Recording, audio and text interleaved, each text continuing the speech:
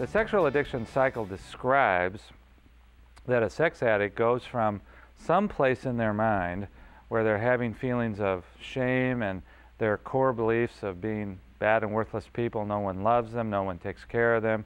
Sex is their most important need. So they go from the shame to the core beliefs to this painful emotional and spiritual feeling they're having to their fantasy life, which of course we've already talked about. Just for now, focus on the fact that in order to get to the fantasy, you've had to work through places in your mind and heart to get to a sexual fantasy as being the source of solution to your deepest pain. Don't get me wrong, we've also talked some already about neurochemistry, and it's easy to get to this place just by seeing a trigger meaning some stimulus out there that's sexual, at least to you, might not be sexual to somebody else, but to you, you take it in as a sexual stimulus. It evokes memories, fantasies, sexual feelings. Some of it may be normal biology to be looking at what you're looking at.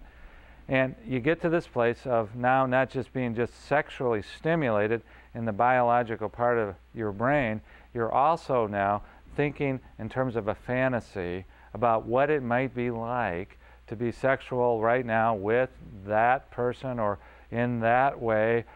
You might be remembering things in your past. You might be projecting into the future. You're having a fantasy. And the reason we say preoccupied, it goes back to the point I was making about how much time this takes and how long you can spend on a given day thinking about these things.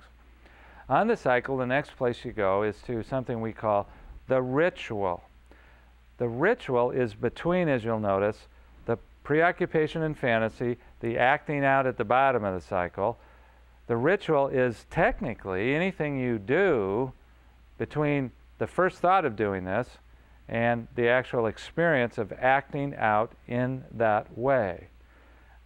A crass way to look at this is that fantasy is thought, acting out is having an orgasm of some kind with yourself or others, and ritual is everything in between that. So there's a couple of important points for me to make for you to be aware of as you're trying to assess where addicts that you're working with are at in their ritual behavior.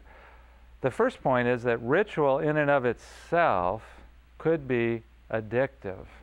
It could be that part of your ritual is to engage in another addiction in order to get to your sexual acting out experience.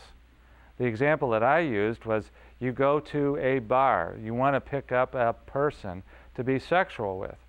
So you drink in order to disinhibit yourself to do that. Well, that's how addictions interact, but the drinking then is technically a part of your sexual addiction ritual. Could be that you go to places where you eat in order to socially connect.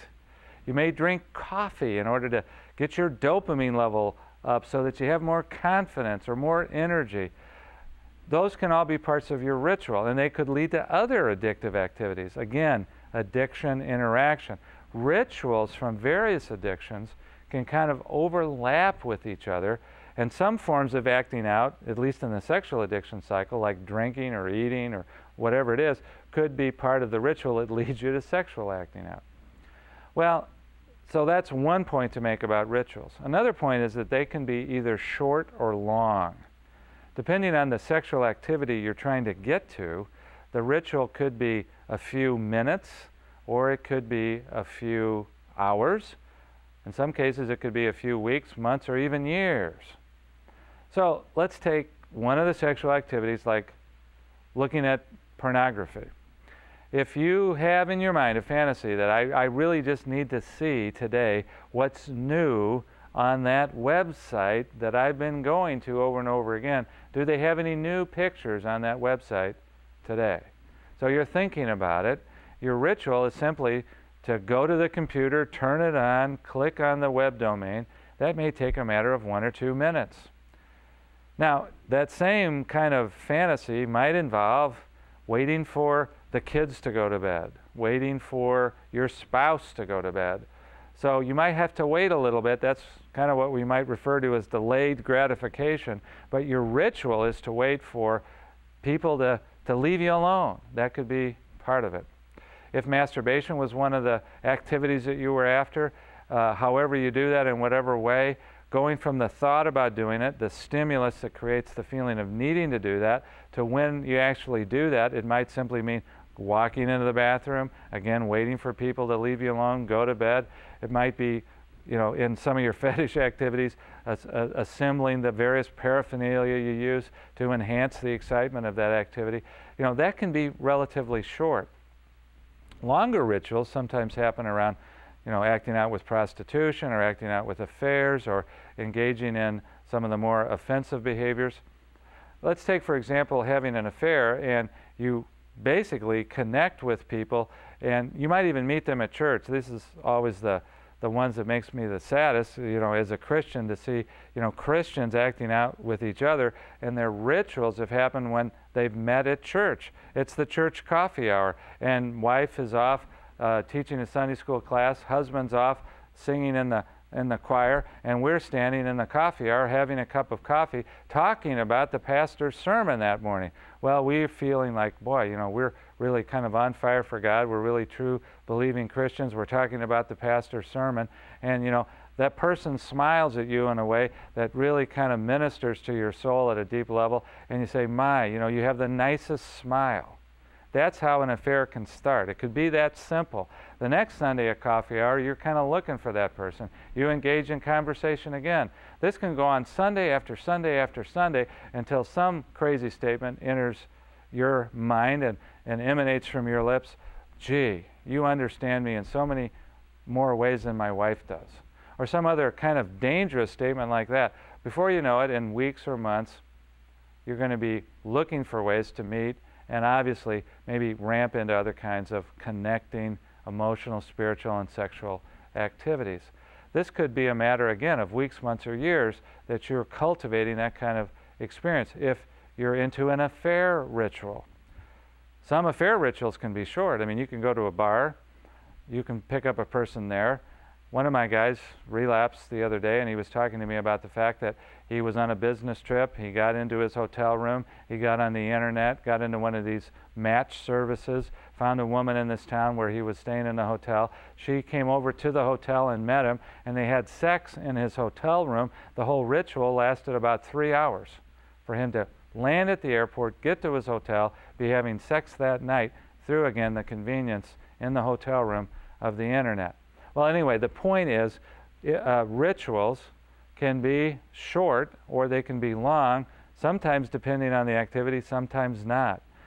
Another feature of rituals is that you have to somehow justify, and we talked about this back in that list of characteristics of sexual addiction, you're going to have to justify the sexual sin. So part of a ritual is thought process. What are you doing in your mind to justify, rationalize, minimize, bargain with God or with others that it's okay for you to do these activities? Maybe totally to yourself, maybe denial that you're putting out there to the rest of the world. It may be lies that you're telling to other people, maybe cover-ups or whatever it is. Rituals are thought processes, dialogues, conversations with yourself and others that allow you the freedom in your mind to go ahead and do some of this incredibly egregious sexual sin. So think of it that way. Rituals are about behaviors. Rituals are about thought process. They can be short and long.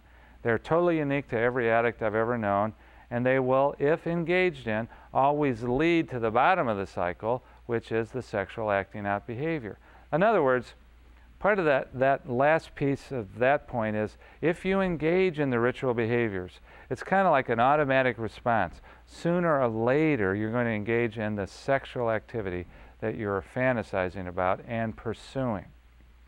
Remember also I said that when you think about the connecting, the conversations, the driving around, the dangerous areas, the pursuits of pornography or relationships or even prostitution experiences. When you think about all the activity, all the creativity, you know, that in and of itself can be a form of addiction. And again, it's where your creativity is leading you into the pursuit, and the pursuit is a high in and of itself, and it eventually will lead you to the acting out high of the sexual experience. I had a client who was a physician, an incredibly bright man. He was an emergency room physician, and he would spend hours every night when the emergency room was quiet at this particular hospital, going on the internet looking for pictures of his favorite movie stars. So he would be in the doctor's lounge, in the computer that the hospital had provided for the free use of the physicians on staff, and he would be using every creative research part of his brain to get into the various websites, and he prided himself at what point in his active addiction in being able to have every possible nude picture of the actresses that he fantasized about. He spent hours doing this, and he told me one day, you know, what was more exciting was the pursuit of all these pictures. Well, that was technically his ritual. Eventually, when he'd download these pictures, he'd take them back to his house, he'd have them on a disc, he'd look at them again, and eventually masturbate when he was in the privacy of his own home. He said, you know, that was almost a letdown after all the incredible amount of research that I had to do to get to that point. I remember looking at him one day and saying, you know, if you took that creative research energy that you're spending every night in the doctor's lounge and you applied it to medical research, you know, who knows what kind of cure for something you might be able to find. Well, I'm not sure that that would be true in this guy's case, but when you think about the amount of energy that's wasted in the ritual activity and you applied it to God's calling, plan, and purpose, you know, there's some great things that could be happening. Now, again, that begins to eventually segue us into what we want to talk about treatment. One of the things we know the ritual suggests to us, and the acting out suggests to us, and the fantasy life suggests to us, is that we're dealing with people who are incredibly imaginative, incredibly creative, incredibly diligent in their lives. If we would connect them with God and God's calling, plan, and purpose, and they would take that same passion, that same creativity, that same energy, you know, to the work of God's kingdom, you know, God only knows the kinds of things that we could accomplish. But the important part of that point is when you're talking to addicts that have been ramped into all this creativity, energy, and passion all their lives, and you just say, stop that, don't do that anymore, you know, one of the things we're going to be up against is that's real boring. So we're going to have to replace healthy rituals, healthy activities for this old stuff, or else we're going to really kind of doom the addicts to be more vulnerable. Well, for now, look at the rest of the cycle. You'll see that it goes from the acting out to that sense of despair, depression, despondency. I did it again. I'm a bad and worthless person. I've confirmed it one more time how out of control and unmanageable this is. And now I'm sitting here in my mood shift, my mood swing, my manic depressive part of this cycle that's depressive. What do I do about that? I'm an addict, I'm impatient, I don't like this feeling, I better do something in order to get out of this, so I'll return back to the fantasy life, which already in and of itself creates neurochemistry that might take me out of it. Now, be careful here because, again, this is a point at which right here between despair and fantasy, we begin to see addiction interaction, because at this point, an addict who is primarily involved in sexual fantasy and activity might also say, you know, I'm feeling really bad, let me go eat something. I'm feeling really bad, let me go drink something. I'm feeling really bad, let me go have another smoke. One of the favorite forms of all the ministers I've ever worked with of addiction interaction here is, I've done this again, I'm a terrible, vile, worthless sinner, I better go out and do some more work. We found that in a study of pastors who were sexually addicted, 88% of them said they were also addicted to work. So at this point in the cycle, some of these cycles of addiction kind of start overlapping and looking like various hula hoops connected to one another. And the addict has the ability to transfer, to pop up one other thing, to medicate their feelings in a variety of ways. And some of those addictions, like work for these pastors, is a lot more admirable because all the members of the church can say, what a wonderful pastor. He's working 18 hours a day. He's serving the body of Christ. You know, how are we so lucky to have this kind of guy? So we're enabling these guys to be, you know, ramped into work. Well, eventually, for a sex addict whose primary coping strategy, remember that diagnostic criteria, is sexual activity, they're going to get back to their sexual fantasies because that's the way they find love, touch, and nurture. That's how these cycles work. These cycles like this can go on and spiral around for years. And as we know, they're getting worse all the time, leading you back and forth between the craziness and excitement of the acting out and the depression of the despair of being a bad and worthless person. As you think about this, and as I'm talking about it, it's incredibly tiring. And pray for that sense of tiredness in the addict, because if you've got an addict in your counseling office, or your room, or your pastoral office, or your living room, and they look tired, thanks be to God, because maybe they're so tired that they'll be able to stop fighting the balancing act that they've been doing in their mind for years. Maybe they'll be tired enough, broken enough to listen to you, who's going to tell them some of the answers that they can pursue to get free of these awful behaviors. Was that amazing or what? I mean, you may need to take a break just to digest this information.